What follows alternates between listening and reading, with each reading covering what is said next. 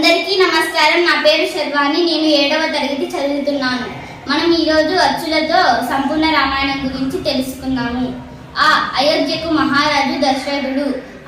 ఆయనకు 3 భార్యలు, కౌసల్య, సుమిత్ర, కైకేయి. ఈ ఇళ్లలో వేసిన శ్రీరామచంద్రుడు. ఈయనకు 3 సోదరులు, లక్ష్మణుడు, భరతుడు, శత్రుఘ్నుడు. ఉత్తమ ఇల్లాలు సీతాదేవి. ఊర్మిళ లక్ష్మణుడి భార్య, సీతకు సోదరి. ఋషులు వశిష్ఠ, విశ్వామిత్రులు గురువులు.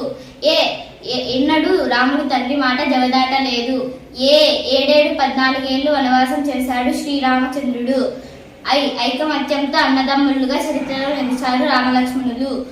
ఒకే మాట, ఒకే బాణం, ఒకే భార్య. ఇవి రాముడి సూత్రాలు. ఓపికతో సీత కోసం ఎంతో కాలం ఎదురు చూశాడు శ్రీరాముడు. ఔదార్యంతో అహల్యకు శాప విమోచనం చేశాడు. అందరితో వారధిని నిర్మించాడు. అందరి చేత కీర్తించబడ్డాడు. అంటూ రావణుడిని సంహరించాడు. అందరికీ ధన్యవాదాలు.